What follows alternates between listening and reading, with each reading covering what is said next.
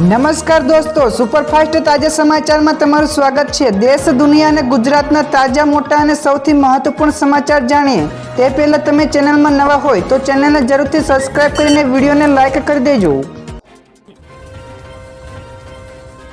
સૌથી પહેલા દોસ્તો આપણે ગુજરાતના હવામાન વિશે વાત કરવામાં આવતું આગામી 48 કલાક મહત્વના છે। જી હા દોસ્તો, હવામાન વિભાગ દ્વારા ભર ઉનાળે વરસાદની આગાહી કરવામાં આવી છે, જેમાં આગામી 48 કલાકમાં રાજ્યના વિવિધ જિલ્લાઓમાં માવઠું થવાની શક્યતા વ્યક્ત કરાઈ છે, જેમાં કચ્છ, દ્વારકા, મોરબી, જામનગર, બનાસકાંઠા, પાટણ અને સાબરકાંઠામાં વરસાદી માહોલ જોવા મળશે, જ્યારે 19 માર્ચે રાજકોટ, ભાવનગર, અમરેલી, ગીર સોમનાથ સહિતના દક્ષિણ તેમજ મધ્ય ગુજરાતના ભરૂચ, વડોદરા, નર્મદા, સુરત, તાપીમાં પણ હળવો વરસાદ પડવાની સંભાવના વ્યક્ત કરાઈ છે।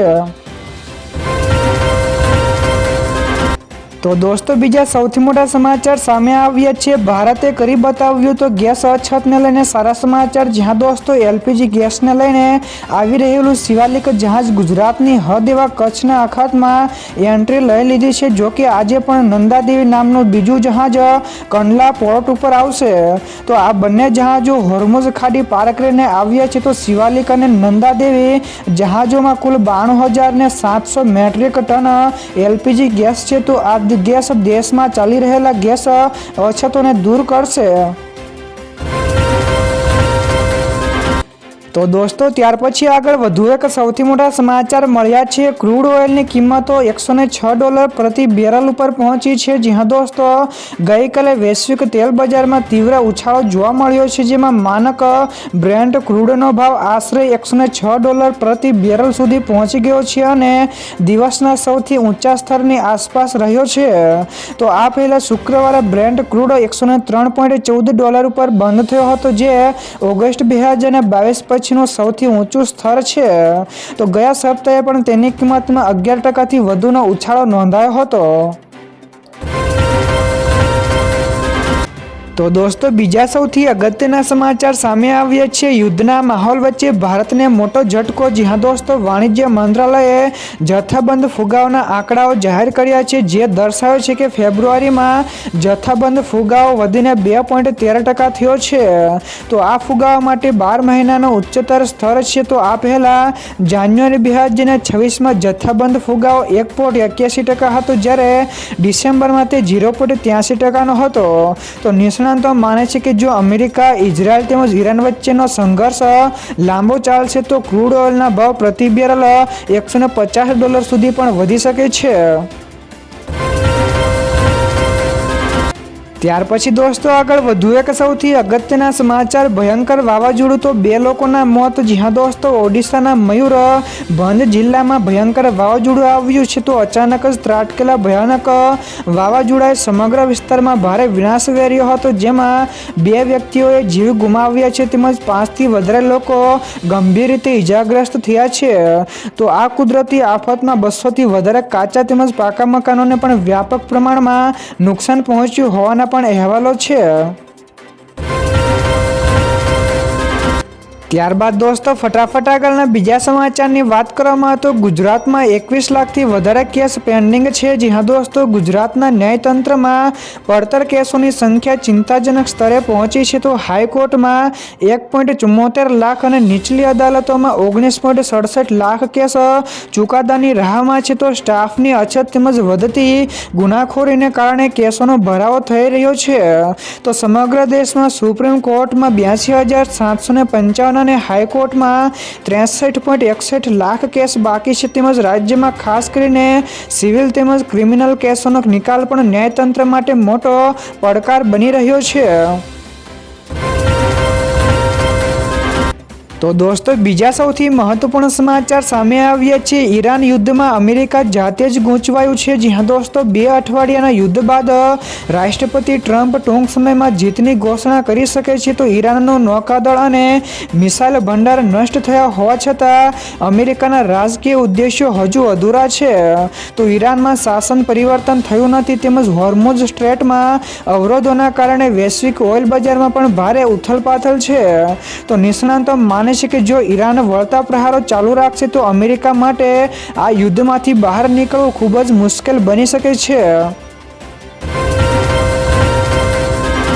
ત્યાર પછી દોસ્તો આ સિવાયના બીજા સમાચારની ઝડપથી વાત કરવામાં આવે તો યુદ્ધ વચ્ચે અમેરિકાને મોટો ઝટકો. જી હા દોસ્તો, યુદ્ધ વચ્ચે અમેરિકાએ મોટો ઝટકો લાગ્યો છે. તેમજ હોર્મુઝ સ્ટ્રેટને ખોલવા માટે સહયોગી દેશોથી કરેલી ટ્રમ્પની અપીલ બેકાર ગઈ છે. તો જેમાં જાપાન, તુર્કી તેમજ ઓસ્ટ્રેલિયાએ સ્પષ્ટપણે ઇનકાર કર્યો છે. તેમજ દક્ષિણ કોરિયાએ પણ આ અંગે વિચાર કરવાની વાત કરી છે. જ્યારે ફ્રાન્સ, જર્મની તેમજ ઇટાલીએ પણ યુદ્ધના ઈરાદાને આંતરરાષ્ટ્રીય કાયદાઓનું ઉલ્લંઘન કહીને ઇનકાર કર્યો છે.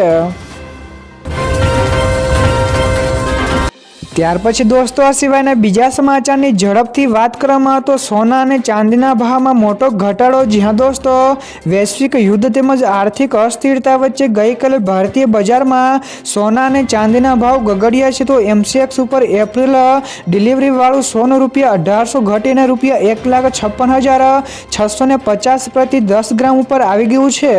તો બીજી તરફ ચાંદીના ભાવમાં પણ મોટું ગાબડું જોવા મળ્યું છે, જ્યાં મે ડિલિવરીવાળી ચાંદી ₹4,300થી વધુના ઘટાડા સાથે ₹2,55,100 પ્રતિ કિલો ઉપર આવી પહોંચી છે.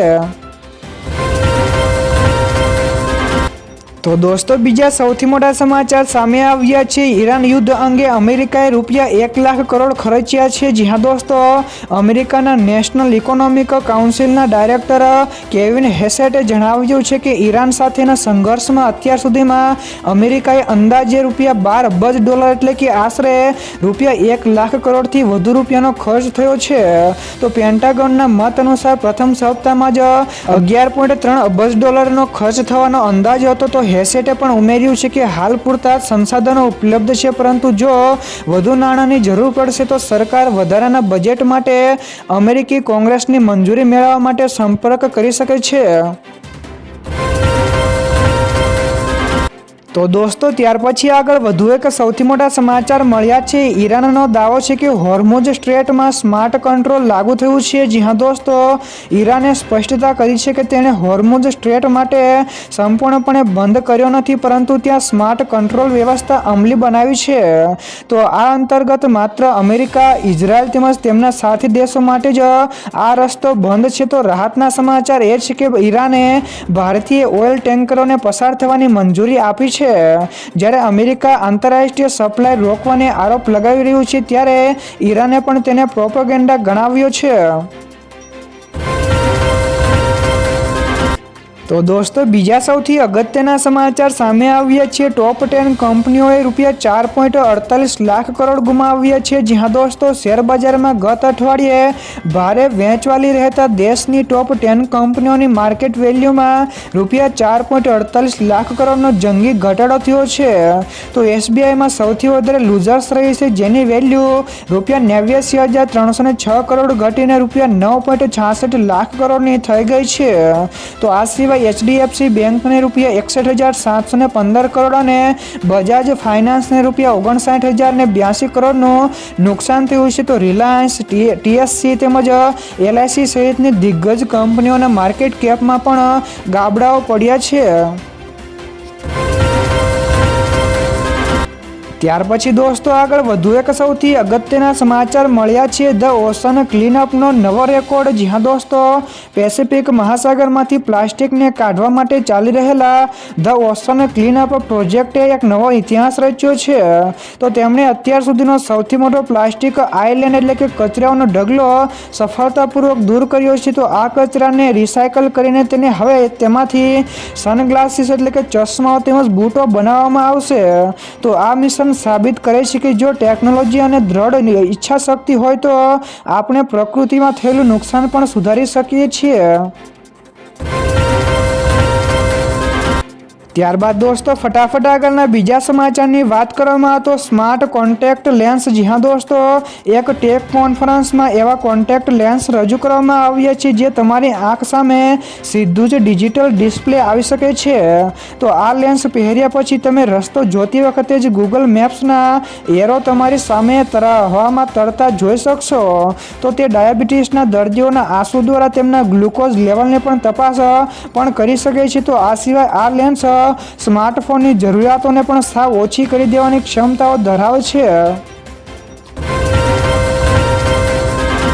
તો દોસ્તો બીજા સૌથી મહત્વપૂર્ણ સમાચાર સામે આવ્યા છે આધાર કાર્ડની સુરક્ષાને લઈને UIDAIનું મોટું પગલું। જી હા દોસ્તો, આધાર કાર્ડની સુરક્ષાને લઈને નવું પગલું ભરવામાં આવ્યું છે, જેમાં UIDAIએ આધાર કાર્ડની સુરક્ષા માટે નવા પ્રોગ્રામો શરૂ કર્યા છે।